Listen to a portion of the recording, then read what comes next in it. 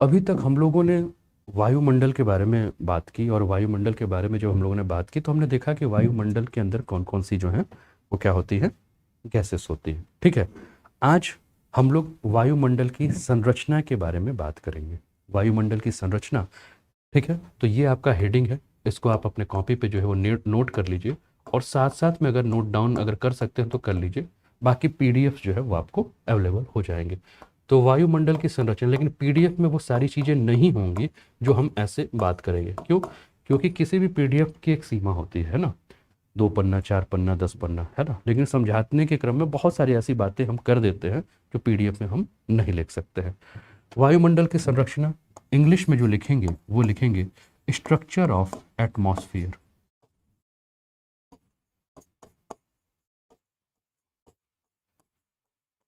ठीक है ना, स्ट्रक्चर ऑफ एटमॉस्फेयर, वायुमंडल की संरचना। अब वायुमंडल की संरचना के बारे में अगर हम बात करें तो वायुमंडल की संरचना के संबंध में जो प्रथम जानकारी हमें मिली, अभी कौन सी शताब्दी चल रही है? 21वीं शताब्दी। 20वीं शताब्दी में अगर हम बात करें तो 20वीं शताब्दी में हमें वायुमंडल की संरचना के ऊपर जो है वो काफ़ी सारे अध्ययन होने लगे। और वायुमंडल की संरचना में जो अध्ययन था उसमें सबसे पहला जो नाम था, अगर कोई आपसे पूछे, आयु अगर आपसे पूछे कि कौन व्यक्ति था जो कि वायुमंडल की संरचना के बारे में जिन्होंने जानकारी दी थी, तो कुछ नाम है, उस नाम को आप लोग अपने दिमाग में बना कर रखिएगा। पहला व्यक्ति था जिसका नाम था त्रिजांस डी बोर। क्या नाम था? त्रिजांस डी बोर। ये आपके फैक्ट हैं, है ना। ठीक है, त्रिजांस डी बोर। ठीक है ना। दूसरा व्यक्ति जिसने वायुमंडल की संरचना के बारे में अपना अध्ययन किया, उसका नाम था सर नेपियर शॉ। ठीक है ना, sir Napier Shaw. Sir Napier Shaw. तीसरा नाम जो आपके स्क्रीन पर आपको देखने को मिल रहा है वो व्यक्ति था फ्रैडले। कौन था? फ्रैडले। नाम नोट कर लीजिएगा, फ्रैडले। ठीक है ना। चौथा व्यक्ति जो था,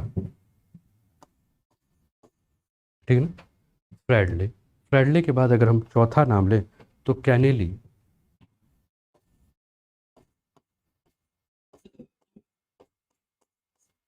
ठीक है ना, चौथा नाम कौन था? कैनेली। पांचवा नाम याद रखिएगा, फेरेब। सभी को स्क्रीन दिख रहा है? सभी को दिख रहा है स्क्रीन? पांचवा नाम क्या है? फेरेब। ठीक है ना। अब ये सारे के सारे जो है वो क्या है, वायुमंडल के अध्ययन में, मतलब अपने अपने हिसाब से सबने अध्ययन किया है। और समग्र रूप से अगर हम बात करें, ठीक है ना, तो इन पांचों का जो है वो रोल किसके ऊपर है? एटमॉस्फेयर के बारे में, कि एटमॉस्फेयर है क्या। किसी ने ट्रोपोस्फेयर के बारे में यानी कि क्षोभ मंडल के बारे में बात की, किसी ने समताप मंडल यानी कि स्ट्रेटोस्फेयर के बारे में बात की, किसी ने मीसोस्फेयर यानी कि मध्य मंडल।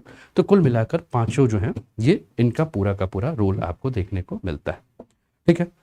अब वायुमंडल की संरचना पे अगर हम बात करें, है ना, हम क्या देख रहे हैं, ये हमें वायुमंडल की संरचना नजर आ रही है।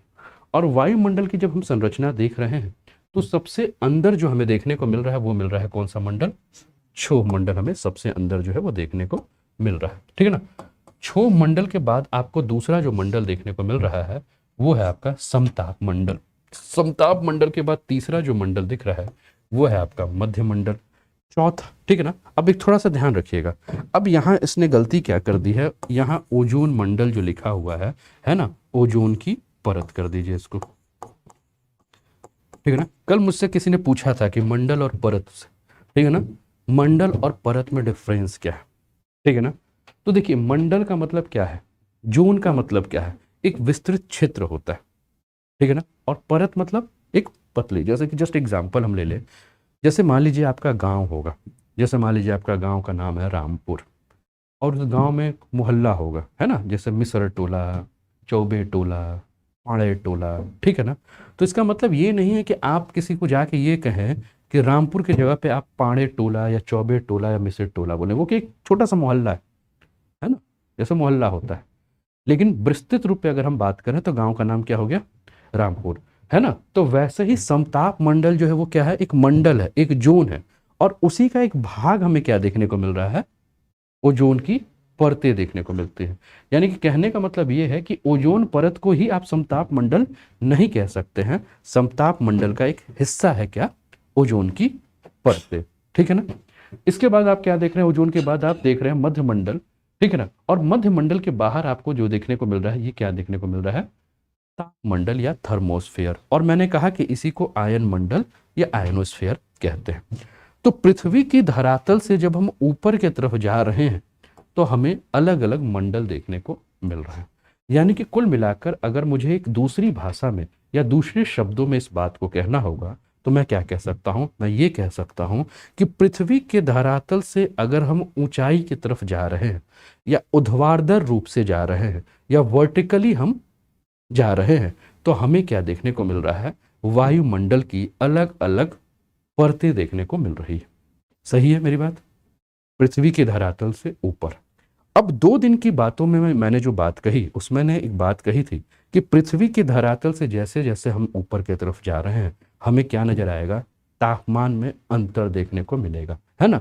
यानी कि पृथ्वी के धरातल से ऊपर जाने में हमें टेम्परेचर जो है वो क्या होगा, डाउन होता हुआ नजर आएगा, तापमान जो है वो कम होता हुआ नजर आएगा। और तापमान का यही कम होना जो है, एक बात और भी है, हम यहाँ ये भी जोड़ सकते हैं कि वायुमंडलों का जो नीचे से ऊपर की तरफ हम जा रहे हैं हमें क्या देखने को मिल रहा है कि तापमान के आधार पर या तापमान में विभिन्नता के आधार पर, on the basis of difference between the temperature on the atmosphere और लेयर ऑफ द एटमॉस्फियर, ठीक है ना, तो आपको क्या देखने को मिलता है कि ये स्ट्रक्चर्स जो है, ये संरचना जो है वो हमें देखने को मिलती है। बात समझ में आ रही है।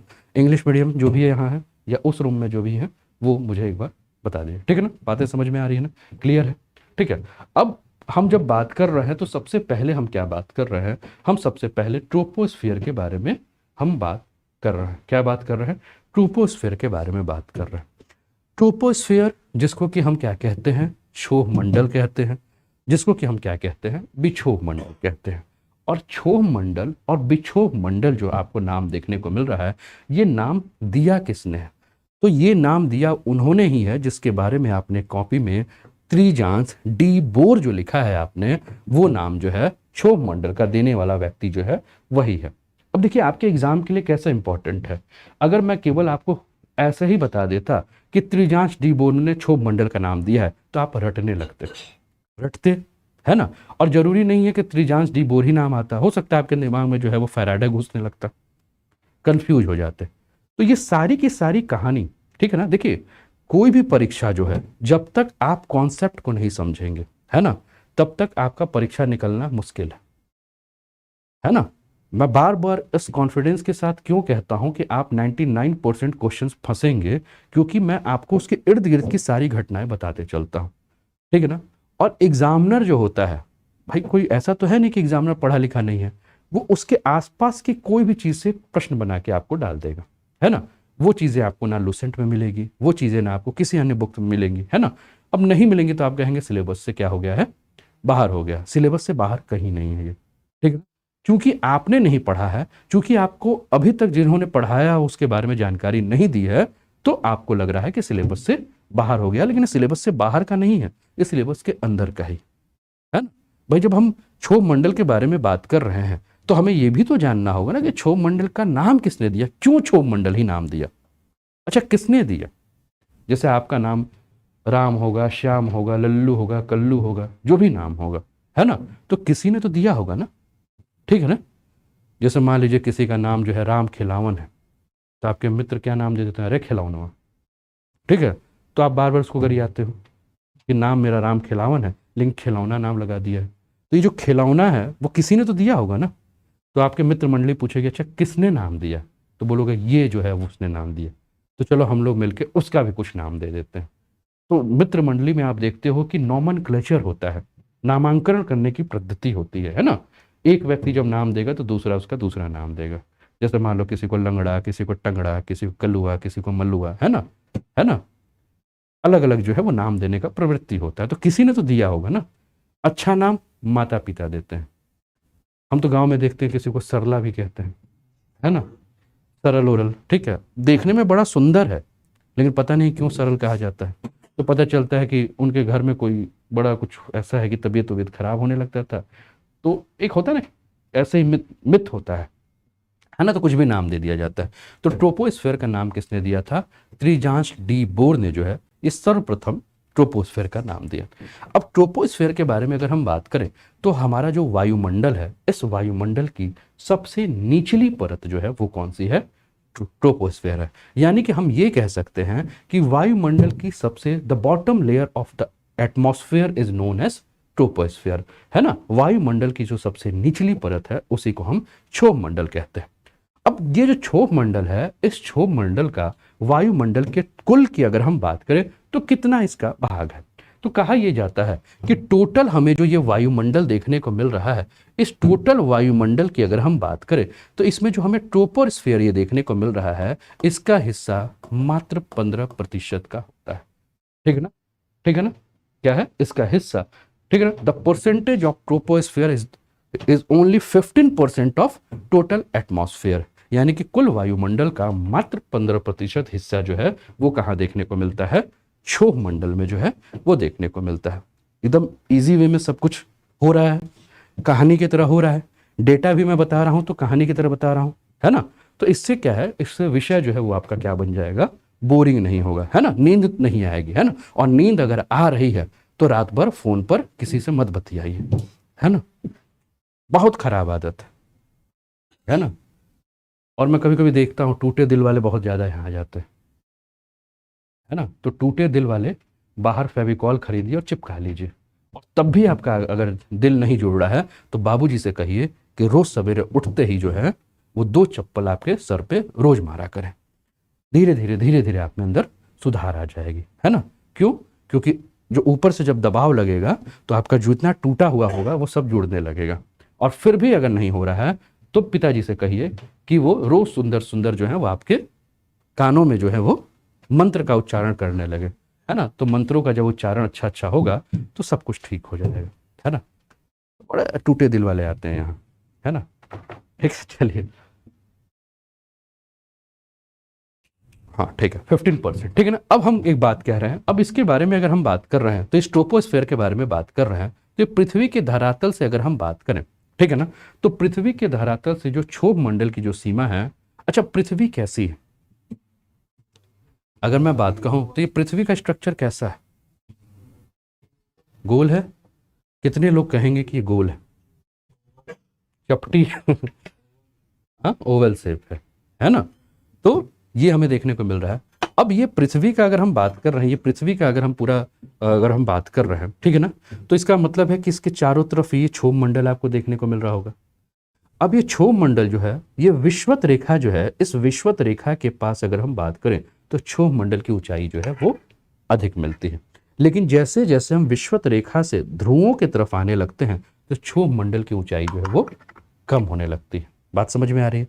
यानी कि कहने का मेरा अर्थ ये है कि विषुवत रेखा पर तापमान अधिक होता है, इसलिए क्षोभ मंडल की ऊंचाई विषुवत रेखा पर अधिक होती है, और ध्रुव पर तापमान कम होता है, इसलिए क्षोभ मंडल की ऊंचाई ध्रुवों पर कम होती है। ये कभी कभी आपसे आयोग प्रश्न पूछ देता है कि क्षोभ मंडल की ऊंचाई सर्वाधिक कहाँ देखने को मिलेगी? विषुवत रेखा पर, कर्क रेखा पर, मकर रेखा पर, या ध्रुवों पर? ये प्रश्न आते हैं, है ना। ठीक है, और आप लोग क्या सोचते हो कि, है ना, कुछ ना कुछ अपने मन से, है ना, 1 2 3 4 ऐसे करके, है ना, राम रहीम राम रहीम राम रहीम राम रहीम करके, है ना। उसके बाद नहीं तो कुछ होगा तो यूट्यूब पे किसी गुरुजी का वीडियो देख लोगे, तुक्का मारना। तुक्का कैसे मारे? ठीक है, तो आप तुक्का मार देते हो। अब ये नहीं पता कि जरूरी थोड़ी कि हर तुक्का जो है वो सही लगे, है ना। भाई गुरुजी ने अपने हिसाब से आपको तुक्का बता दिया, तो जरूरी थोड़ी कि गुरुजी है वो तुक्का एक्सपर्ट है। हो सकता है क्वेश्चन बनाने वाला जो है वो गुरुजी का बाप निकले, है ना। लगा लो बेटा तुक्का, काम ही नहीं करेगा, है ना। तो कुछ लोग जो होते हैं वो क्या करते हैं, इसीलिए जो है ना वो माइनस मार्किंग की जो पद्धति लाई गई है वो इसी तुक्का पे लाई गई है ना। तुक्का लगा लगा के जो है वो कई लोग जो है वो सिलेक्ट तो हो जाते थे, ज्ञान जो है वो क्या होता था, शून्य होता था, है ना। नील भाई सन्नाटा होते थे, तो ला दिया गया क्या, नेगेटिव मार्किंग। ठीक है, तो कुल मिलाकर हमेशा ध्यान रखना है कि क्षोभ मंडल पर जो है वो क्षोभ मंडल की जो सीमा है या ऊंचाई जो है वो सर्वाधिक कहाँ रहेगी? विषुवत रेखा पर, भूमध्य रेखा पर, इक्वेटर पर, और कम कहाँ होगी? पोल्स पर, ध्रुवों पर। कारण क्या है इस पर भी हम बात करेंगे, कारण जो है उस पर हम बात करें। लेकिन उसके पहले जो है हम एक चीज और जान जाए कि जैसे जैसे हम धरातल से अगर हम बात कर रहे हैं, ठीक है ना, अच्छा एवरेज कितनी होती है? अगर औसत ऊंचाई अगर हम पूछे जाएं तो आपको अलग अलग बुकों में अलग अलग देखने को मिलेगा। कहीं औसत ऊंचाई जो है, अगर क्षोभ मंडल की औसत, the average height of the troposphere अगर आप पूछे तो कहीं कहीं आपको क्या देखने को मिलेगा? 10 किलोमीटर, कहीं कहीं 13 किलोमीटर, कहीं कहीं 15 किलोमीटर, अलग अलग बुक में। चूंकि एनसीईआरटी ने माना है कितना? 13 किलोमीटर, इसलिए आपको 13 किलोमीटर ही मानना है, ठीक है ना। एनसीईआरटी अगर कह देता है शून्य तो आपको शून्य ही मानना है, यानी कि एनसीईआरटी जो कह रहा है वही मान के जो है वो चलना है। तो 13 किलोमीटर।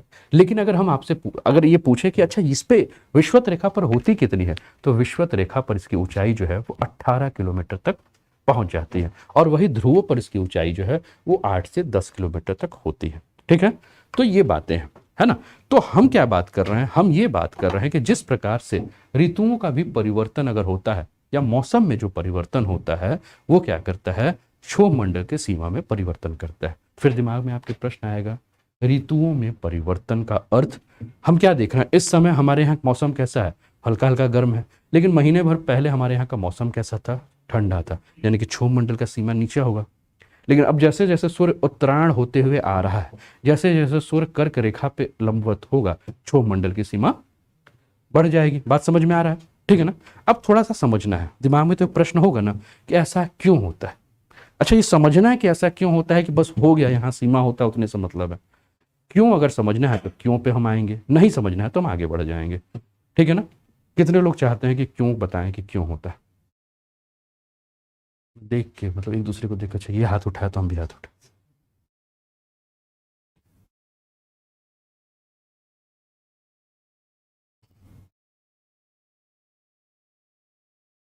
ठीक है ना। वहाँ किसी को कोई समस्या?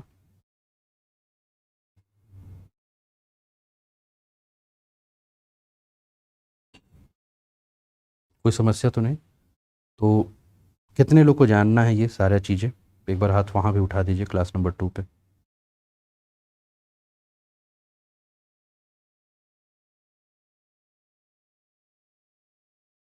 ठीक है, ओके ओके। सामने वाले को नहीं जानना है, सामने सामने जो एकदम सामने बैठे हुए हैं, नहीं जानना है आपको। पेन ऐसे ऐसे जो ऐसे ऐसे ऐसे ऐसे कर रहे हैं, दाढ़ी। अरे भैया आप ही से कह रहे हैं, घुटना खजुआ रहा है।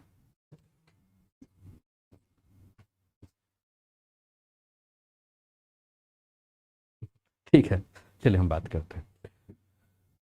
हाँ, अब एक चीज़ ध्यान रखना है। क्या ध्यान रखना है? ये विषुवत रेखा आपको देख मतलब ये आपको पृथ्वी देखने को मिल रही है, ठीक है ना। अब पृथ्वी ये है, सूर्य जो है वो कहाँ है? यहाँ लंबवत।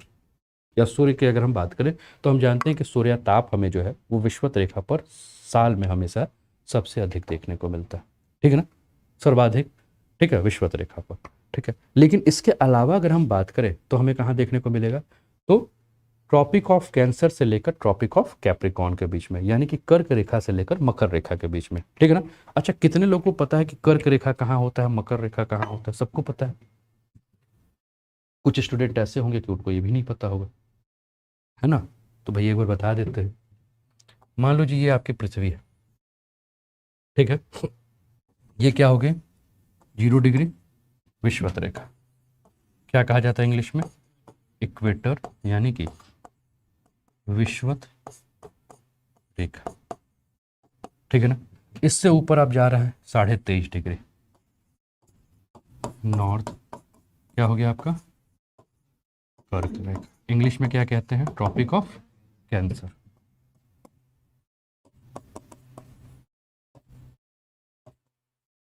इसके नीचे आप बढ़ रहे हैं, ये क्या हो गया? मकर रेखा, ट्रॉपिक ऑफ कैप्रिकॉर्न।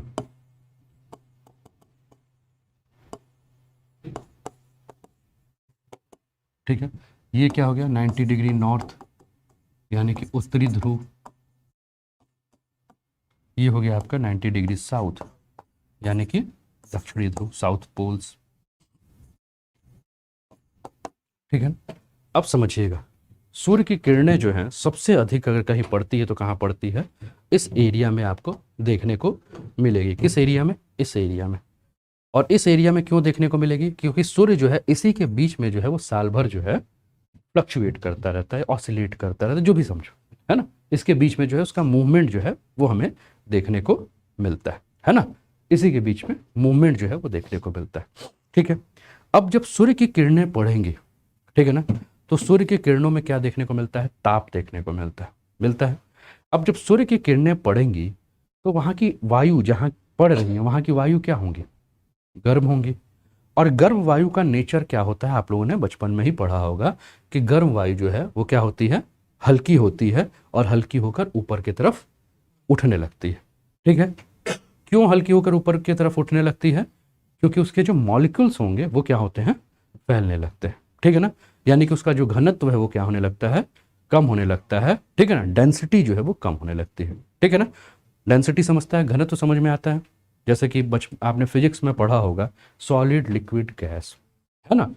अगर नहीं पढ़ा होगा तो मेरी कोई गलती नहीं, ठीक है। और पढ़ा होगा तो अच्छी बात है। कुछ स्टूडेंट्स को हो सकता है क्लासेस मेरी इसलिए भी नहीं समझ में आएंगी क्योंकि उन्होंने अपनी स्कूलिंग अच्छे से नहीं की। ठीक है ना 6 पढ़ा, ना 7th पढ़ा, ना 8th पढ़ा, ना 9th पढ़ा, ना 10th पढ़ा, ना 11th, ना 12th। तो ऐसे स्टूडेंट्स से मैं गुजारिश करूँगा कि कृपया करके एक बार पीछे चल के उन सारी चीज़ों को पढ़ लीजिए, नहीं तो जीवन में मुश्किल हो जाए, है ना। क्योंकि आयोग को थोड़ी मतलब है कि आपके घर में, देखो आयोग जो है ना वो बहुत, कहते हैं ना उसको, कसाई है। आयोग को नहीं मतलब है कि आपके यहाँ क्या हुआ है। आयोग को नहीं मतलब है कि पापा जो है पैसा दे रहे हैं कि नहीं, है ना, आज आप खाना खाए हैं कि नहीं, कोई मतलब नहीं, है ना। उसको बस बढ़िया स्टूडेंट चाहिए जो उस परीक्षा को निकाल ले। अगर आप में है दम तो दिखाइए। आपकी स्कूलिंग अच्छी नहीं हुई, आपका कॉलेज अच्छा नहीं हुआ, है ना, आज पेपर देने से पहले बाबूजी ने 4 लात मार दिया, मम्मी जो है बेलन चला के मार दी, आयोग को कोई मतलब नहीं। ठीक है ना। आप पेपर देने जा रहे थे, आपका पैर फिसल गया, कोई मतलब नहीं। आप पेपर देने जा रहे थे, साइकिल पंचर हो गया, कोई मतलब नहीं। उसको तो बस इतना मतलब है कि जो क्वेश्चन पेपर आया था उस क्वेश्चन पेपर में आपने क्या अपना किया है। ठीक है। तो इसका मतलब है कि जीवन में आप कितने भी दुख में आ जाएं, चाहे कितने भी सुख में आ जाएं, आयोग को कोई मतलब नहीं, है ना। तो जब उसको कोई मतलब नहीं है तो फिर हम क्यों उससे ये उम्मीद करें कि वो हमारे साथ जो है वो कहीं से जो है वो दया की भावना रखेगा? नहीं रखेगा। वो तो कसाई है, उसको तो काटना है। ठीक है। और उसका काम ही है, जो एग्जाम में ये देखते हो ना, जैसे अभी पेट का एग्जाम हुआ, तो पेट का जो एग्जाम हुआ तो पहले में देखना बहुत भीड़ गई और दूसरे में कम भीड़ गई, वो इसीलिए हुआ। देखो कॉम्पिटिटर ज़्यादा नहीं होते हैं, भीड़ ज़्यादा होती है। जब कोई फॉर्म भरा जाता है पता चलता है सीट जो है वो 10,000 है, तो फॉर्म कितना भरा जाता है? 1 करोड़। तो 1 करोड़ को तो नौकरी मिलेगी नहीं, और 1 करोड़ पढ़ने वाले लोग तो हैं नहीं, है ना। तो ऐसे ही मस्ती मारने वाले लोग भी हैं, चलो, जैसे कि होता है नॉर्मल छोटे शहरों में, हम क्या देखते हैं। अच्छा, आप लोग का एक चीज़ मैंने देखा है, इस ट्रेंड से आप लोग को सबको बाहर आना पड़ेगा। आप लोग मौसमी पढ़ाई करते हो। मौसमी पढ़ाई का मतलब होता है, जैसे मैं पूछूंगा किस एग्ज़ाम की तैयारी कर रहे हो, तो आप कहोगे कि अभी नोटिफिकेशन नहीं आया है सर, अभी पुलिस का आएगा तो तैयारी शुरू करेंगे। मैं आपसे बता दे रहा हूँ, इस टाइम पेपर ले लीजिए मेरे से, मैं ही पैसा दे रहा हूँ, आप जीवन में कुछ नहीं कर पाओगे, आप जीवन में बेरोजगार रहोगे। समझ रहे हो? अगर मौसमी पढ़ाई करना नहीं बंद करोगे तो जीवन भर आप बेरोजगार रहोगे, और जीवन भर आप केवल फॉर्म भरोगे, परीक्षा दोगे, फॉर्म भरोगे, परीक्षा दोगे, बुढ़ाओगे, गाली सुनोगे, बेरोजगार रहोगे। बात मेरी समझ में आ रही है ना। तो अपने इस ट्रेंड को चेंज कीजिए, है ना। आप ये मत देखिए कि फलाना का फॉर्म आ गया तब हम भरेंगे तब पढ़ाई करेंगे। आपको पता है कि हर साल जो है फॉर्म आने वाला है, ठीक है। तो पढ़ाई हमेशा आपकी चलती रहनी चाहिए। ऐसा तो नहीं ना कि मुखर्जी नगर में या प्रयागराज में या पटना में या लखनऊ में जो बच्चा बैठा हुआ है, वो एग्ज़ाम जब आता है तो फॉर्म भरता है, उसके बाद वहाँ जाता है, फिर घर चले आता है। वो तो वहाँ बैठ के पढ़ रहा है ना। ठीक है। तो आप भी पढ़िए, और साल भर आपकी चलनी चाहिए। मैं भी देखता हूँ, जैसे यही देखता हूँ कि क्यों नहीं आ रहे भैया, तो सर पेपर हो गया हमारा, अब दूसरा नोटिफिकेशन जब आएगा तब फॉर्म भरेंगे, जब फॉर्म भरेंगे तब पढ़ेंगे। मन ही मन एक ही आवाज़ निकलती है, बेटा तुम जीवन भर फॉर्म ही भरोगे। ठीक है। अब ज़्यादा ज्ञान क्यों दिया जाए, है ना। तो ज्ञान तो उसको दिया जाएगा जो ज्ञान लेने वाला हो। तो अपना ये तरीका चेंज कर दीजिए आप लोग, है ना। बातें हो सकती है मेरी बुरी लगे, तो मैंने कहा कि मेरे शब्द हमेशा कड़वा होंगे, और नीम हमेशा तीखा ही होता है दोस्त, है ना, वही फायदा करता है ना। और मुझे मीठा वाणी बोलने नहीं आता। क्यों? क्योंकि अगर गुरु मीठा बोलने लगेगा ना, तो आपका गुरु नहीं है, वो आपके जीवन में जो है वो आपको बर्बादी की तरफ लेकर जा रहा है। ठीक है। तो मीठा ना बोलने का अर्थ नहीं है कि आपके साथ गाली गलौज किया जाए, आपके साथ अभद्र भाषा बोला जाए। मीठा ना बोलने का अर्थ है कि आपकी जबरदस्ती की चापलूसी और आपकी बड़ाई ना की जाए, है ना। अगर आप बेकार स्टूडेंट हो तो मैं मुंह खोल के बोलता हूं कि आप बेकार हो, लेकिन मैं ये भी कहता हूं कि आप अच्छे बन सकते हो अगर आप मेहनत करोगे, है ना। ठीक है। तो थोड़ा सा तरीका मैं आप सभी से यही गुजारिश करूंगा कि फॉर्म मत देखिए, चुपचाप पढ़िए, है ना। ठीक है। क्यों? क्योंकि ये 1 करोड़ स्टूडेंट में से ना, 1 करोड़ स्टूडेंट से मात्र 1 लाख ऐसे बच्चे होंगे जो अच्छे बच्चे होंगे। बाकी 99 लाख भीड़ है, उनका जीवन में कुछ नहीं होने वाला है, वो केवल भीड़ है।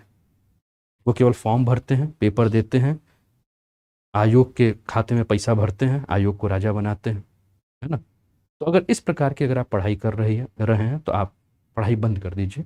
घर वालों को बोलिए कि आपके लिए रिक्शा खरीद दें, आपके लिए पान की दुकान खोल दें, आपके लिए सब्जी की दुकान खोल दें, या आपको कटोरा पकड़ा दें कि आप घूम घूम के भीख मांगे, है ना।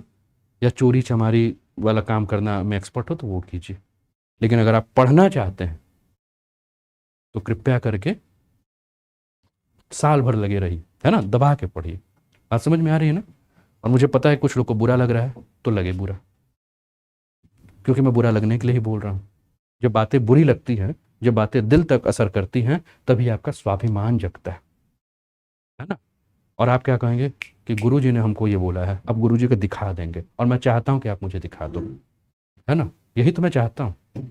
अगर मैं आपको ये बार बार आपके बारूद में आग लगा रहा हूँ, तो मैं तो चाहता हूँ ना कि आप विस्फोट करो, है ना। नहीं तो मैं तो पानी डाल देता। मत विस्फोट करो यार, है ना। इस साल पैसा दो, अगले साल पैसा दो, उसके अगले साल पैसा दो, उसके अगले साल पैसा दो। ठीक है। तो यही होगा, है ना। तो विस्फोट होना चाहिए, आग लगना चाहिए आपके, है ना। चलिए, तो ये सारी चीजें आपने देखी। अब थोड़ा सा हम यहाँ आ जाते हैं। तो जब सूर्य ताप इस क्षेत्र में पड़ेगा तो वायु यहाँ की क्या होगी? गर्म होगी, और गर्म होकर वायु ऊपर की तरफ उठेगी।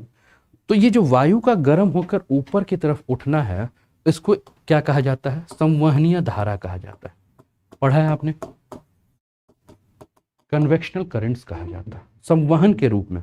जैसे कि आपने कल की क्लास में पढ़ा था कि सूर्य से आने वाली जो किरणें हैं वो विकिरण है, रेडिएशन है। तो उसमें ऊष्मा का जो है वो ट्रांसफर हो रहा है ना। विकिरण के रूप में, रेडिएशन के रूप में ऊष्मा जा रही है। तो यहां से जो ऊष्मा ट्रांसफर हो रही है वो किसके रूप में जा रही है? संवहन के रूप में जा रही है, संवहनीय धाराएं। ठीक है ना। अब जब गर्म होगा तो जहां ज्यादा गर्म होगा वहां से ज्यादा उठेगा। तो सबसे ज्यादा गर्म कहां होगा? विषुवत रेखा। फिर इधर कम, इधर कम, इधर कम, इधर कम। तो जिधर जितना कम होगा वहां से संवहनीय धारा उतनी कम ऊंचाई पर जाएगी, और जितनी कम ऊंचाई पर जाएगी, ठीक है ना। अच्छा, आप समझिएगा, मैंने जब क्लास स्टार्ट किया था, जब मैं क्षोभ मंडल पढ़ा रहा था 1-2 दिन पहले, तो मैंने कहा क्षोभ मंडल को कहा जाता है विक्षोभ मंडल। और मैंने कहा था ये वो मंडल है जहां सबसे ज्यादा डिस्टर्बेंस होता है, सबसे ज्यादा डिस्टर्बेंस होता है। ठीक है ना। तो डिस्टर्बेंस तो वहीं तक ज्यादा होगा ना जहां ये प्रक्रिया चलेगी। ठीक है। तो सबसे ज्यादा डिस्टर्बेंस आपको कहां देखने को मिलेगा? इस एरिया में देखने को मिलेगा सबसे ज्यादा। ठीक है ना। तो ये चीज आपको समझ में आया। तो यहां क्या है, तो आपको समझ में आया विषुवत रेखा के पास क्षोभ मंडल की सीमा क्यों होती है? क्योंकि संवहनीय धारा यहां सबसे ऊपर उठती है और ये वायु को गर्म करके ऊपर की तरफ लेके जाती है। अब यहीं अगर आसपास में कहीं सागर हो, समुद्र हो, जल के स्रोत हो, है ना, वाटर बॉडीज होगा, तो साथ साथ में वाटर वेपर भी लेकर जाएगी। ठीक है ना। और आपने पढ़ा होगा, थोड़ा सा टॉपिक से हट कर टॉपिक बताऊं, तो आपने पढ़ा होगा कि विषुवत रेखा के पास दिन का तापमान अधिक होता है और शाम को वर्षा होती है। पढ़ा है आपने? ठीक है ना। तो विषुवत रेखा के पास ये घटनाएं क्यों अधिक होती हैं? क्योंकि वहां संवहनीय धारा सबसे ज्यादा उठती हैं, लेकिन जैसे ऊपर की तरफ जाती हैं, ठीक है ना, फिर ठंडी होती है, तुरंत बरस जाती है, और इसलिए सबसे ज्यादा वहां बीमारियां होती हैं। आपने देखा है मच्छर, मक्खी, कीड़े मकोड़े सबसे ज्यादा किस मौसम में निकलते हैं? किस मौसम में देख रहे हैं? बरसात के मौसम में, है ना। बरसात के मौसम में। क्यों? क्योंकि बरसात का मौसम जो है वो सबसे ज़्यादा बीमारियां भी उसी समय होती हैं, है ना। तो बरसात के मौसम में ये घटनाएं क्यों होती हैं? क्योंकि वो ऐसा समय होता है जिस समय ये जितने भी आपके छोटे छोटे जीव हैं, इन जीवों को पनपने में बहुत ज़्यादा सुविधा मिलती है ना। जैसे बहुत ज़्यादा गर्मी जब पड़ेगी, एक्सेस गर्मी पड़ेगी तो आपको मच्छर कम काटेंगे। बहुत ज़्यादा एक्सेस ठंडा जब पड़ेगा तो भी मच्छर कम काटेंगे। लेकिन अभी का जो मौसम चल रहा होगा इस समय मच्छर काट रहे होंगे, है ना। बरसात का मौसम चल रहा होगा तो भी मच्छर काट रहे होंगे, है ना। लेकिन एकदम ठंडी पड़ी रहेगी, एकदम एक्सेस ठंडी पड़ेगी तो मच्छरों का जो पहले दिन भर में 50 काटते थे वो ठंडिया में 10 हो जाते होंगे, है ना। और बहुत ज़्यादा गर्मियाँ होगी तो 5 हो जाएंगे। कारण क्या है? क्योंकि अत्यधिक तापमान और अति निम्न तापमान जो है वो क्या है, प्रजनन क्षमता को जो है वो क्या करते हैं, कम कर देते हैं, प्रजनन क्षमता घटा देते हैं। ठीक है, तो बायोलॉजी भी घुस गया इसी समय। ठीक है, चलिए, तो ये सारी चीज़ें जो है वो हम लोगों ने क्या किया, देखा। तो इसके बारे में हम क्या बात कर रहे हैं कि अब थोड़ा सा समझना है जब क्षोभ मंडल के बारे में। तो क्षोभ मंडल में क्या होता है, 165 मीटर की ऊंचाई पर आप जब ऊपर की तरफ बढ़ोगे तो 1 डिग्री सेल्सियस का तापमान जो है वो क्या हो जाएगा, आपका कम होता चलेगा, है ना। 165 डिग्री सेल्सियस पर क्या होगा, आपका टेम्परेचर जो है 165 मीटर पे जो है वो आपका टेम्परेचर जो है वो 1 डिग्री सेल्सियस कम होता जाएगा। समझ में आया?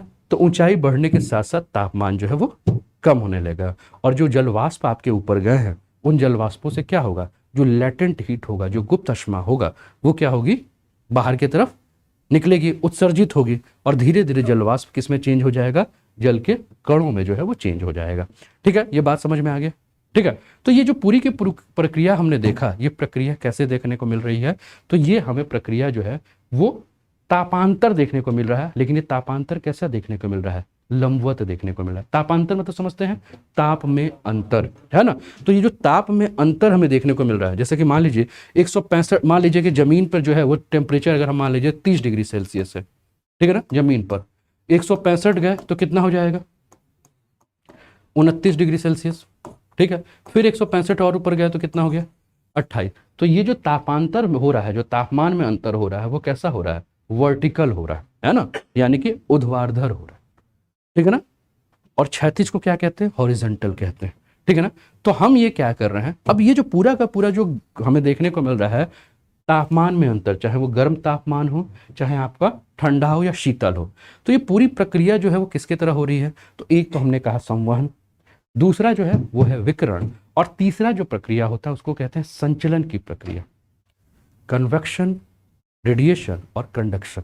कंडक्शन क्या होता है, कभी चाय बनाया है आपने या खाना बनाया है आपने, तो आप क्या देखते हो, मान लो कि आप खाना बना रहे हो, ठीक है ना, मान लो कि आप खाना बना रहे हो, ठीक है, या चाय बना रहे हो कि सवेरे सवेरे चाय पी लें और उसके बाद चलते हैं क्लास करने के लिए, ठीक है ना। तो मान लो कि आप चाय बना रहे हो, है ना, ठीक है, ये मान लो आपका बर्तन है खराब सा, बिना धुला हुआ। स्टूडेंट लाइफ में यही होता है, हम लोग करते थे, ठीक है ना। पता चलता था एक ही बर्तनवा में जो है वो खाली ऊपर का खंगल जाता था, इलाहाबाद जो यूनिवर्सिटी में थे, तो ऊपर से और नीचे का वैसे ही होता था। तो कभी कभी गलती से मम्मी उम्मी पहुंच जाती थी तो सबसे पहले तो खाना वाना नहीं मिलता था, सबसे पहले पहुंचेंगी तो झाड़ू, सफाई, बर्तन धुलना, ये धुलना और साथ साथ में प्रवचन देना, है ना। चादर ऐसा रहता था जैसा लगता था कि पपड़ी जमा हुआ है। स्टूडेंटों का ऐसे ही होता है, ये महसूस कराता है कि आप स्टूडेंट हैं, गर्व करना चाहिए इन सारे चीज़ों पे, है ना। और ये पीढ़ी दर पीढ़ी चलना चाहिए, ठीक है ना। यानी कि गंदगी जो है वो स्टूडेंट की जो है पहचान है, ठीक है, चाहे वो स्टूडेंट बॉयज़ हो चाहे गर्ल्स हो। और इत्तेफाक आपको बता दूं कि बॉयज़ से ज़्यादा गंदे से गर्ल्स रहती हैं। बॉयज़ तो थोड़ा साफ सुथरा भी रहते हैं, गर्ल्स के रूम और गंदे होते हैं, ठीक है ना। तो कहने का मतलब ये है कि अब ये जो बर्तन आपने देखा, इस बर्तन को जब आप देख रहे हैं, आप यहाँ से कर रहे हैं गर्म, ठीक है ना, तब तक जो है आप कर रहे हैं। और मान लीजिए चाय बना रहे हैं, और आजकल नया फैशन आया है चाय वाले को देखकर, जैसे कि मैंने अभी देखा है, जितने चाय वाले हैं, एक चाय वाले को जब देख लिए हैं तो सब चाय वाले उसी को कॉपी करने लगे। जैसे कि यहाँ एक पोस्ट ग्रेजुएट चाय वाला है, पोस्ट ग्रेजुएट चाय वाला क्या करता है कि अपने उसमें, है ना, चाय को चलाता रहता है ऐसे ऐसे, ठीक है।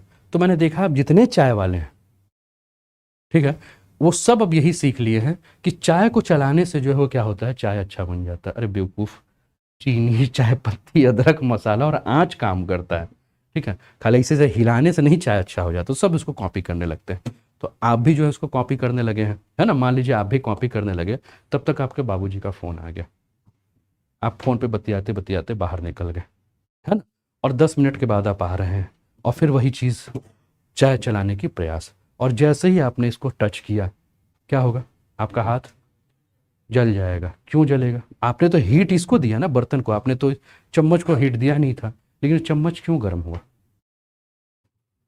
चम्मच क्यों गर्म हुआ, क्योंकि हीट जो है वो ट्रांसफ़र हुआ, हीट जो है वो ट्रांसफ़र हुआ। तो ये गर्म हुआ और ये ठंडा था चम्मच, तो जब तक ये ठंडा था तब तक हीट ट्रांसफ़र हुआ, ठीक है ना, और लेकिन नीचे से हीट तो आ ही रहा है, और आपका हाथ इसके कंपेयर में ठंडा था, तो हीट आपके हाथ में ट्रांसफ़र हो गया, तो तुरंत आपका हाथ जो है वो जल जाएगा। तो ये जो हीट ट्रांसफ़र होने की जो प्रक्रिया है, उस प्रक्रिया को हम क्या कहते हैं, कंडक्शन की प्रक्रिया। क्या कहते हैं, कंडक्शन। तो कंडक्शन की प्रक्रिया जो है, तो कंडक्शन की प्रक्रिया का अर्थ क्या होना चाहिए कि कंडक्शन जो होगा तो हमेशा जो है वो बॉडी से बॉडी जो है वो टच होनी चाहिए, है ना। लेकिन वही अगर हम कन्वेक्शन के बारे में अगर हम बात कर रहे हैं, तो वहाँ कोई बॉडी टच थी संवहनीय धाराओं में, नहीं, लेकिन वहाँ एटम से एटम टच था। लेकिन अगर रेडिएशन की अगर हम बात करें, तो विकिरण की बात करें, तो वो तो डायरेक्ट था, डायरेक्ट किया, ठीक है ना। तो ये सारी चीज़ें हैं। तो कुल मिलाकर जो हम पृथ्वी के धरातल से ऊपर की तरफ जा रहे हैं, तो चाहे वो ठंडा हो रहा है चाहे गर्म हो रहा है, उन तीनों में 3 प्रक्रियाएं आपके लिए काम कर रही थी। कौन कौन सी, विकिरण, संवहन और संचलन, कंडक्शन, कन्वेक्शन और रेडिएशन, ये 3 चीज़ें जो है वो काम कर रही थी, ठीक है ना। अब यहाँ जब हम बात कर रहे हैं, देखो ये सारी चीज़ें जो है वो ट्रोपोस्फेयर से संबंधित टॉपिक के अंदर नहीं है, चूंकि ये सारी चीजें थी, इसलिए इससे संबंधित अन्य जो भी चीजें हैं वो मैं एक जगह आपके साथ इकट्ठा कर दिया हूं, है ना। लेकिन अगर आप किताबों में पढ़ोगे तो हो सकता है कि ट्रोपोस्फेयर को 4 या 5 लाइन में वनडे वाली किताबों में खत्म कर दिया गया हो। लेकिन इससे विस्तार इसलिए नहीं जाऊंगा क्योंकि अगर आप मेरे से ट्रोपोस्फेयर पे बोलोगे तो 3 या 4 दिन की क्लास चल जाएगी, जो कि आपके लिए आवश्यक बिल्कुल ही नहीं है ना। तो जो आवश्यक नहीं, लेकिन ये आपके लिए आवश्यक था, ठीक है। तो ये मैंने आपको बता दिया। अब हम क्या देख रहे हैं कि ये क्षोभ मंडल हमें देखने को मिल रहा है, इसी क्षोभ मंडल के अंदर हमें जितना भी परिवर्तन देखने को मिल रहा है, जितना भी वायुमंडल में परिवर्तन देखने को मिल रहा है, वो हमें इसी के अधीन जो है वो देखने को मिल रहा है, इसी के अंदर जो है वो देखने को मिल रहा है। कोई दिक्कत तो नहीं वहाँ, एक बार बता दीजिए मुझे, क्लास की स्पीड फास्ट तो नहीं हो रही है ना।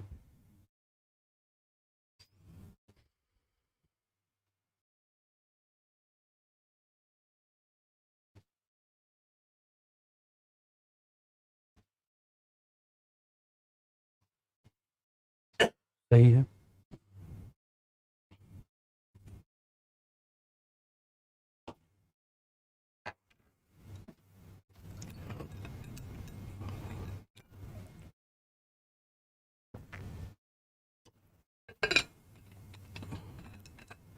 शायद एग्ज़ाम शुरू हो गया है ना,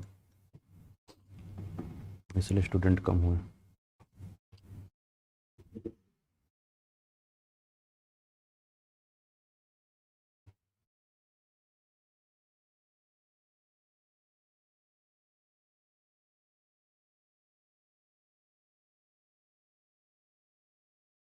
समझ में आ रहा है ना, कोई दिक्कत तो नहीं, एकदम इजी में सबको समझ में आ रहा है, एक बार हाथ उठा के बता दीजिए।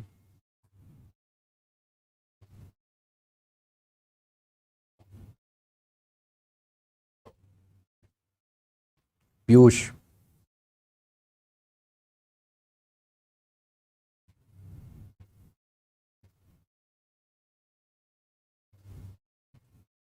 और बात उत मत किया कीजिए यार, हमको बोलने दिया कीजिए, हम बोलने का पैसा लेते हैं, आप लोग चुप रहा कीजिए, है ना। वहाँ मैं देखता हूँ जैसे मैं चुप होता हूँ वहाँ शुरू हो जाता है, मत, बंद किया कीजिए मुंह, अच्छा नहीं लगता, ठीक है। मान लो हम बोलने का पैसा हम ले रहे हैं, तुम लोग काहे अपना एनर्जी वेस्ट कर रहे हो, ठीक है। चलिए, एनर्जी बचाइए। जानते हो बोलने में सबसे ज़्यादा ऊर्जा जाती है, एक अध्ययन है, कभी मत बोलना कि सर गलत बता रहे, एक अध्ययन है, अगर दिन भर में आप 1 घंटे बोलते हो तो आपको आधे घंटे ज़्यादा नींद आएगी, ठीक है। तो अगर आधे घंटे ज़्यादा पढ़ना तो 1 घंटा कम से कम दिन भर में कम बोलो, चाहे वो एक एक मिनट करके 1 घंटा हो जाए, चाहे 5-5 मिनट करके 1 घंटा। तो नींद आने से सब लोग परेशान हो, है ना। तो बोलना कम करो, चुप रहा करो। इसलिए तुम देखो जो मुनि मुनि लोग होते हैं, साधु संत, वो देखो चुप रहते हैं, कम सोते हैं। ठीक है ना, है ना। तो कम बोला करो। एनर्जी है ना, एनर्जी तो कहीं ना कहीं जाएगी।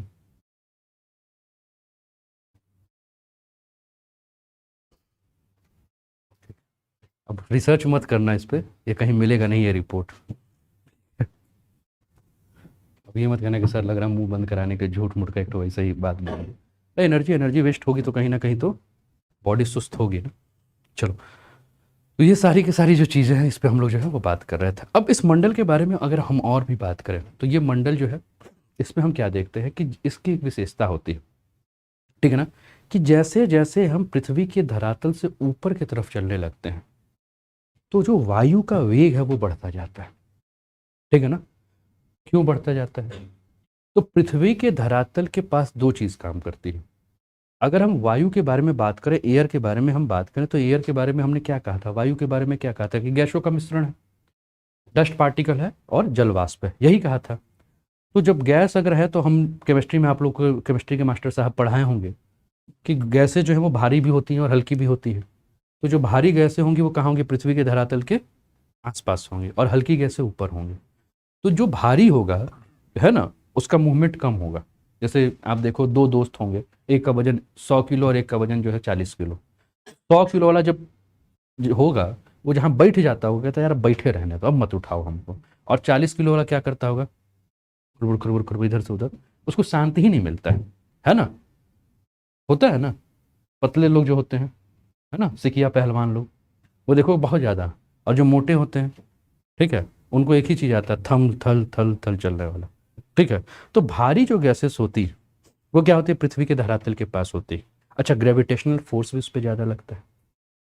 तो पृथ्वी के धरातल के पास अगर आप देखोगे, क्योंकि भारी गैसेस ज़्यादा हैं, डस्ट पार्टिकल्स आपको ज़्यादा देखने को मिलेंगे, जल वाष्प की मात्रा, तो जल वाष्प का तो छोड़ दो कॉन्सेप्ट, क्योंकि वो ऊपर की तरफ जाता है, लेकिन गैस और डस्ट पार्टिकल, तो इसके चलते मूवमेंट कम देखने को मिलता है। लेकिन जब ऊपर जाओगे तो हल्की गैसेस मिलेंगी, ऊपर रहेंगे, ठीक है।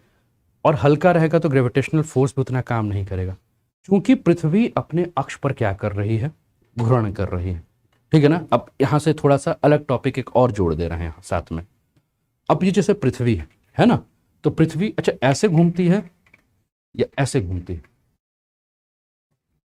पश्चिम से पूर्व, यानी कि ऐसे घूम रही है ना। अब पृथ्वी जब अपने अक्ष पर घूमेगी तो एक बल यहां से उत्सर्जित होता है। कौन सा बल होता है,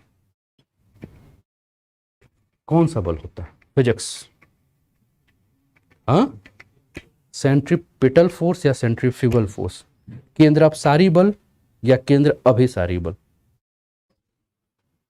कुछ ऐसा ही होता है ना। हिंदी के अगर शब्द थोड़ा गड़बड़ हो तो मत वो होना, क्योंकि हम तो भैया अंग्रेजी माध्यम वाले हैं। ठीक है, लेकिन हिंदी भी आपसे अच्छा बोलते हैं, ठीक है। बताओ, अब बल होगा क्रिएट, और ये जो बल क्रिएट होगा, अच्छा कभी मेले वेले में झूला पे झूले हो, है ना, तो जब झूले पे झूलते हो तो जो झूला धीरे धीरे चलता है, धीरे धीरे चलता है, तो आप भी सीधे रहते हो। लेकिन वही जो झूले वाला जो चाचा है, वो जब लगा देते हैं अपना पूरा दम, तो आप भी ऐसे से जो है वो ऐसे होने लगते हो, बाहर की तरफ भागने लगते हो, ठीक है ना।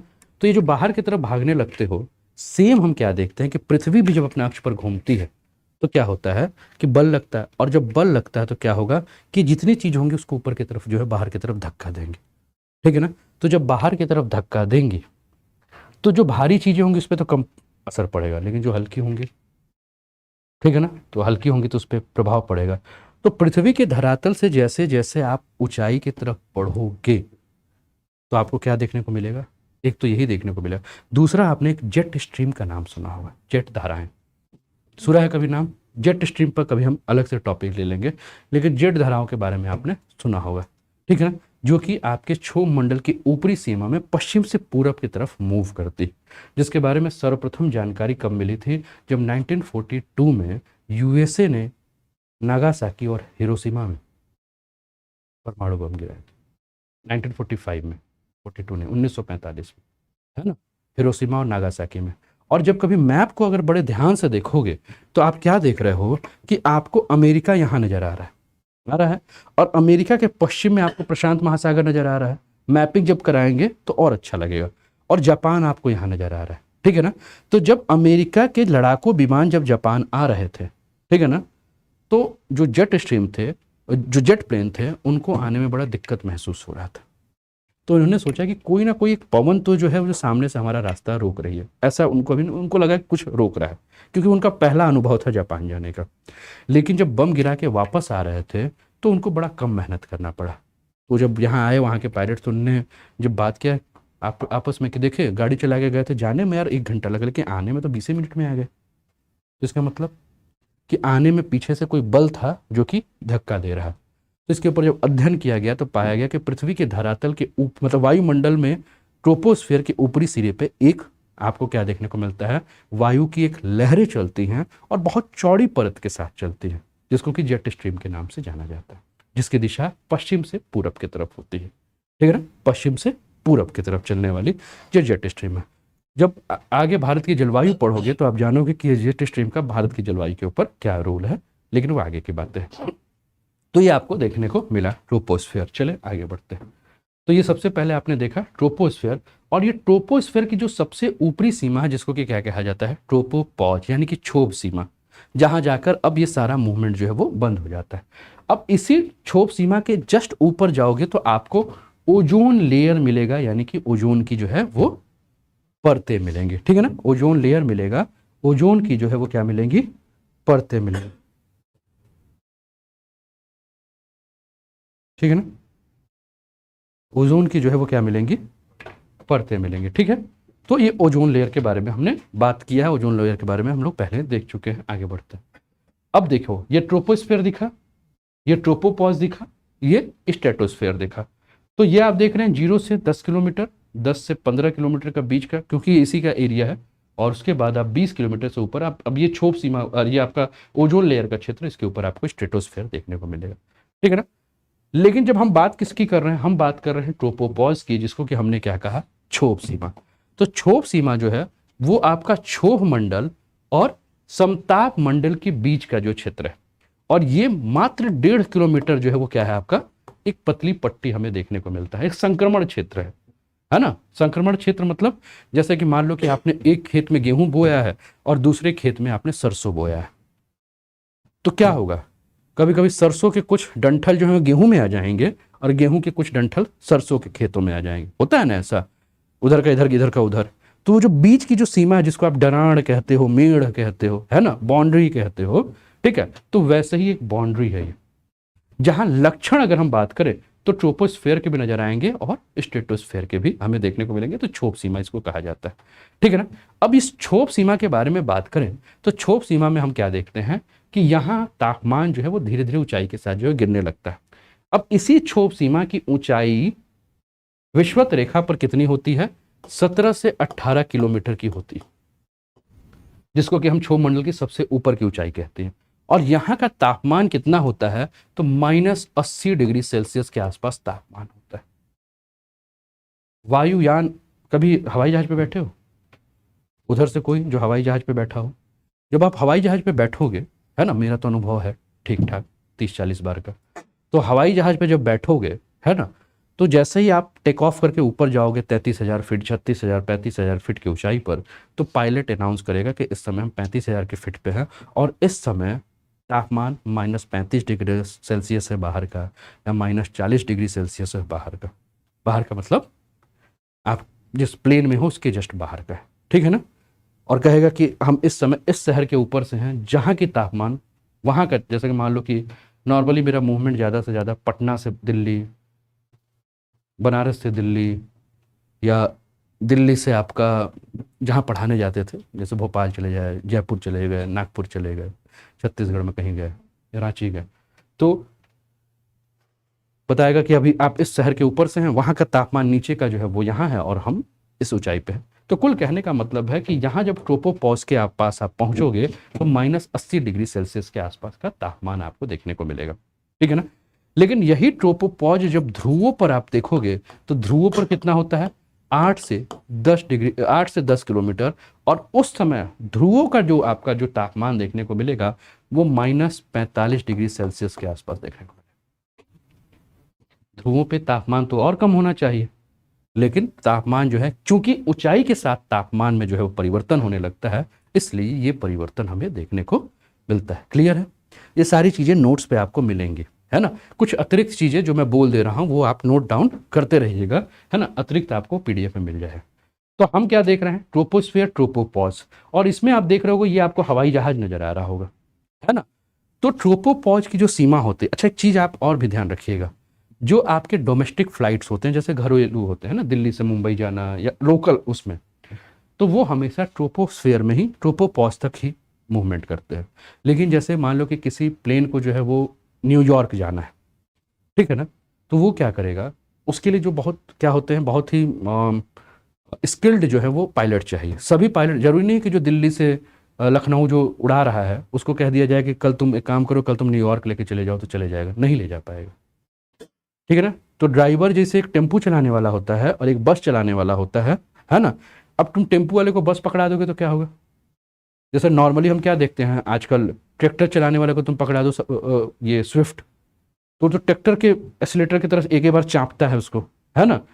अब भाई उसको क्या पता है कि भैया स्विफ्ट है या अच्छी कोई गाड़ी है ना, या कोई हाई स्पीड वाली जो है गाड़ी है, वो तुरंत मारता है, तुरंत देखो घूं से करके भागता है, और तुरंत उसको वही ब्रेक मारना, वही ट्रैक्टर के ब्रेक मारने वाली आदत है, चेपने वाला है कि बार, तो पच से मार देता है, तो चूं करके, और सबसे ज़्यादा एक्सीडेंट वही होता है ना। तो ट्रैक्टर के ड्राइवर को तुम अच्छी गाड़ी पकड़ा दोगे तो उसकी आदत थोड़ी जाएगी, है ना। तो वही वाली गड़बड़ी हो जाती है। तो जो वेल ट्रेंड जो आपके पायलट होते हैं ना, जो न्यूयॉर्क लेके जाना है, लंदन लेके जाना है, या किसी और जगह पे जाना है, वो जब अपने हवाई जहाज को जब शुरू करते हैं, जब टेक ऑफ करते हैं, तो टेक ऑफ करते ही सबसे पहला उनका प्रयास क्या होता है कि ट्रोपोस्फेयर को पार करके स्ट्रेटोस्फेयर में चले जाए, ठीक ना। सबसे पहला प्रयास होता है कि वो ऊंचाई पर लेके चले जाए। क्यों ऊंचाई पर लेके चले जाएं? क्योंकि जो आपको ये ट्रोपोस्फेयर का एरिया देखने को मिल रहा है, यहाँ सबसे ज़्यादा मौसमी गतिविधियाँ होती हैं। तो कभी कहीं चक्रवात दिखेगा, कहीं वायु जो है ऊपर बहुत ज़्यादा, इसलिए जैसे जैसे पटना वाले, उसमें हमने देखा है कई बार केस हुआ है कि प्लेन उड़ने वाला, तो हमको अब डर लगने लगा प्लेन से, ठीक है। होता क्या है, जब आप बरसात के समय अगर हवाई जहाज़ की यात्रा करेंगे तो आपको खूब झटके लगेंगे, ठीक है। क्योंकि जैसे नीचे बादल है, ठीक है ना, हवा तेज चल रही है, और हवाई जहाज को अगर उसमें लिया तो हवाई जहाज आपका ऐसे ऐसे ऐसे ऐसे ऐसे ऐसे करता रहेगा। तो वो कहते हैं कि मौसम खराब है, सीट बेल्ट बांध लीजिए, है ना। तो ऐसे ऐसे ऐसे, हाँ ठीक है, तो वो अपना ऐसे ऐसे धड़ धड़ धड़ धड़ धड़ धड़ धड़ धड़ धड़ धड़ धड़ धड़ ऐसे लगेगा। तो ऐसा डर लगता है कि गिरे क्या, गए क्या, भैया आखिरी यात्रा है ना, अब इसके बाद नहीं बचेंगे, ठीक है। लेकिन जब मौसम अच्छा रहता है, तब जब आप बाहर देखोगे ना, तो आपको ना बादल बड़े सुंदर सुंदर नजर आएंगे, ऐसा लगेगा जैसे कि रुई का ढेर रखा हो, बड़ा सुंदर लगता है ना, ठीक है। और मतलब अच्छा लगता है ना, जैसे वो लगता है जैसे भगवान जी का नहीं देखते थे कि नारद देवता और इंद्र भगवान बादलों में सैर कर रहे हैं, उस टाइप का फीलिंग आएगा आपको। तो ये सारी चीज़ें, ठीक है। तो अब मैंने कहा ना, स्ट्रेटोस्फेयर पे लेकर जब भी आपका इंटरनेशनल कोई होगा तो तुरंत स्ट्रेटोस्फेयर पे। कारण क्या है, जब एक चीज़ ध्यान देना, जब जाम में तुम फंसते हो तो तुम्हारा तेल बहुत ज़्यादा जलता है ना। तो एक तरह से ये जाम है, हवा तेज चलना। तो इसलिए लोकल जो भी आपके विमान होते हैं, उस लोकल विमान में आपका क्या होता है कि बहुत ज़्यादा तेल लग जाता है। तो स्किल ड्राइवर कौन होता है? जो कम तेल में, ठीक है, इसलिए क्या होता है ना कि जो तेल कम बचाकर जो गंतव्य तक पहुंचा दे, वैसे पायलट्स को जो है वो अवार्ड दिया जाता है। और हर पायलट की यही कोशिश होती है कि वो क्या करे कि तेल ज़्यादा से, भाई पैसा किसको कमाना अच्छा नहीं लगता है, तो इसीलिए तो इसमें पायलट क्या करते हैं, कोशिश यही करते हैं कि तुरंत ऊपर लेके चलो, है ना, कि तेल बचा लो, क्योंकि तेल बहुत ज़्यादा लगता है ना, कई कई लाख के तेल होते हैं, ठीक है। तो इसीलिए स्ट्रेटोस्फेयर पे जो है वो सीधे ऊपर भेज दिया जाता है, क्योंकि यहाँ जब जाएगा तो कोई मौसमी गतिविधि होती ही नहीं है, तो मूवमेंट और ऑटो पायलट मोड में लगा के छोड़ देते हैं, प्लेन अपने आप उड़ता रहता है। इसलिए कई बार आप सुनते होंगे कि पायलट जो है वो प्लेन चालू कर कर सो भी जाते हैं, ठीक है, ऑटो पायलट मोड में वो अपना जा ही रहा है, लेकिन को पायलट जो है वो क्या होता है, जगह रहता है ना, क्योंकि दोनों सो जाएंगे तो पता चला सो ही जाएंगे, है ना। तो लेकिन नॉर्मली हम क्या देखते हैं ना, पिक्चर में देखते हो कि वो चलो इसको ऑटो पायलट मोड में आप आँख के ऊपर पट्टी मार कर सो गए, ठीक है। क्या करेंगे 12-12 घंटे की, मान लो यहाँ से अगर वो न्यूयॉर्क जा रहा है 12 घंटे 14 घंटे, ठीक है, ट्रेन में तो समझ में आता है कि बगल में दिख जाता है कि देखो ये गांव है, ये खेत है, ये है। ऊपर तो कुछ दिखता नहीं है। और एक चीज़ मैं आपको बता रहा हूँ, बहुत ही बोरिंग यात्रा होती है। जैसे पटना से दिल्ली की जो यात्रा हो, एक 55 मिनट से लेकर 1 घंटा 10 मिनट की यात्रा होती है। मतलब 55 मिनट में आप या तो दिल्ली पहुंच जाओगे पटना से। लेकिन वो 55 मिनट काटना इतना मुश्किल हो जाता है ना, मतलब बोरिंग हो जाता है, क्या यार फालतू, है ना। और वही बस उसमें 55 मिनट, ट्रेन में क्योंकि कोई लोग दिखते हैं, तो 12 घंटे तक बैठा हुआ पायलट क्या करेगा, बोर ही होगा ना। कोशिश करेगा सो जाओ यार। ठीक है, तो ये सारी चीज़ें हैं। तो हमने कहा स्ट्रेटोस्फेयर। अब दूसरा जो है स्ट्रेटोस्फेयर के बारे में अगर हम बात करें, तो क्षोभ सीमा से यानी कि ट्रोपोपॉज से इसकी ऊंचाई शुरू हो जाती है कहाँ तक, 50 किलोमीटर तक, है ना। 50 किलोमीटर तक जो है वो इसकी ऊंचाई शुरू हो जाती है ना। तो इसका विस्तार जो है हमें कहाँ तक देखने को मिलता है, 50 किलोमीटर के आसपास देखने को मिलता है। ठीक है ना। कुछ लोग ये कहते हैं कि ये जो आपको देखने को मिलता है, ठीक है ना, कौन सा, स्ट्रेटोस्फेयर यानी कि समताप मंडल, इसी में हम क्या देखते हैं कि ओजोन मंडल जो है वो इसी में समाहित होता है। ठीक है ना। और एक चीज और ध्यान रखना है, जो तापमान में परिवर्तन के बारे में मैंने बात की, वो परिवर्तन केवल क्षोभ सीमा तक ही नजर आता है। क्षोभ सीमा से जब ऊपर जाओगे तो तापमान में कोई भी परिवर्तन नहीं होता है। यानी कहने का मतलब है कि समताप मंडल में तापमान में कोई परिवर्तन देखने को नहीं मिलते हैं। इसीलिए इसका नाम क्या है, समताप, यानी कि समान तापमान वाला जोन। ठीक है ना। तो अर्थ समझ में आ गया। क्षोभ का मतलब क्या है, विक्षोभ होना, डिस्टर्बेंस। और समताप का मंडल क्या है, समान तापमान, यानी कि यहां तापमान में कोई भी नहीं होता है। लेकिन एक चीज और होता है, जब बादल जो होते हैं ना, जो आपके जलवाष्प जो है वो बहुत ज्यादा जैसे ऊपर चले जाते हैं, ठीक है ना, तो बहुत ज्यादा, तो कुछ बादल आपको समताप मंडल में जो है वो देखने को मिलेंगे, जिनको कि हम पर्ल क्लाउड के नाम से जानते हैं, या इसको मुख्तार मेघ के नाम से जानते हैं। ये आपके बारिश नहीं करते हैं, है ना। अब ये होता ना, मोह माया जीवन में सबसे ऊपर चले गए हैं, इनको दुख सुख का कोई मतलब नहीं है। जैसे कल की घटना में मैंने क्या बताया था, मैंने बताया था ना कि डस्ट पार्टिकल जो है वो क्या होते हैं, उनके आसपास जो है वो कुछ, है ना, जल नाभिक जो है वो, अरे जल की बूंदें वो आके पकड़ती हैं, उसके बाद उनको लेकर आ जाती हैं नीचे, है ना, वही, है ना, प्रेम का चक्कर है बाबू भैया, है ना। तो ये सारा चीज, लेकिन ये क्या होती हैं, जो पर्ल क्लाउड कहते हैं, वो समताप मंडल तक पहुंच जाती है। ठीक है, अब उनको प्रेम व्रेम का चक्कर नहीं होता, वो एकदम मुक्त हो चुके हैं। अब उनको कोई जमीन पे नहीं लाता, वो वैसे ही ऊपर के ऊपर जो है वो तैरते रहते हैं। ठीक है ना। अब इस मंडल की अगर हम बारे में बात करें, तो ये मंडल जो आपको देखने को मिलता है, इसकी मोटाई जो है वो ध्रुवों पर, यानी कि समताप मंडल की मोटाई जो है वो ध्रुवों पर आपको अधिक देखने को मिलेगी, और विषुवत रेखा पे जो है वो क्या होगी, कम देखने को मिलेगी।